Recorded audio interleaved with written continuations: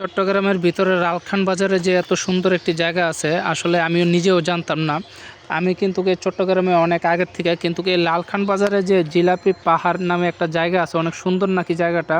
তো আমি জানতাম না, একটা ভিডিও দেখার পরে তো ভাবলাম যে ফাইনালি যাই। এই জিলাপি পাহাড়টা কিন্তু লালখান বাজারে একটু সামনে, আপনি লালখান বাজারে একটু সামনে এসে যে যে কাউকে বললেই দেখাই দিবে আপনাকে যে জিলাপি পাহাড়টা কোন দিক দিয়ে। এই জিলাপি পাহাড়ের ভিতরের কিন্তু আশেপাশে কিন্তু অনেক ধরনের গাছ, এবং এখানে কিন্তু গাড়ি নিয়েও যাইতে পারবেন। এখানে সিঁড়ি রাস্তা আছে এবং গাড়ি চলাচলের রাস্তাও আছে, চাইলে আপনি মোটরসাইকেল দিয়েও আসতে পারবেন। এখানে যে এই লালখান বাজারে যে এত সুন্দর জায়গাটা আছে, আমি আসলে কখনো ভাবি নাই, চিন্তাও করি নাই যে অনেক সুন্দর জায়গাটা। এটার উপরেও কিন্তু আরও সুন্দর জায়গা, তো আপনাদেরকে নিয়ে যাব।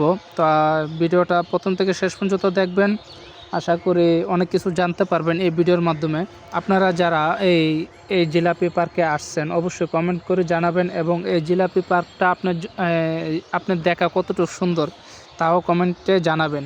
তো আমরা কিন্তু আস্তে আস্তে উপরে উঠতেছি, এখন কিন্তু উপরে চলে আসছি। তো এখানে কিন্তু পুলিশ বক্স আছে, এখানে নিরাপত্তার জন্য পুলিশ বক্স আছে। আশেপাশে দেখতে পেলাম যে অনেক পুলিশ আড়াআড়ি করে ঘোরাঘুরি করে, যাতে করে এখানে কোনো বিশৃঙ্খলা না হয়। তো এখানে আসলে অনেক সেফটি আছে আমি মনে করি। আমি প্রথমে দেখছিলাম যে এখানে জঙ্গল, এখানে ওটা কি ঠিক হবে কিনা। তো আমরা কিন্তু এখন কিন্তু একদম উপরে চলে আসছি। এখান থেকে কিন্তু নিচে তাকালে শুধু সবুজ সবুজ দেখতে পারবেন। আর এখানে কিন্তু আমরা আসছিলাম যে দুপুর টাইমে, মানুষ তেমন একটা নাই, বিকাল টাইমে অনেক মানুষ হয় এই জিলাপি পার্কে। তো এটা কিন্তু এই পার্কটা কিন্তু মূলত জিলাপি পার্ক নামে বলা হয়। কারণ হচ্ছে যে কি জিলাপি পার্ক নামে বলা হয়, কারণ হচ্ছে রাস্তাগুলো হচ্ছে যে একদম আঁকা পাকা, যার কারণে এটাকে জিলাপি পার্ক বলা হয়। তো আজকের ভিডিওটা এ পর্যন্তই।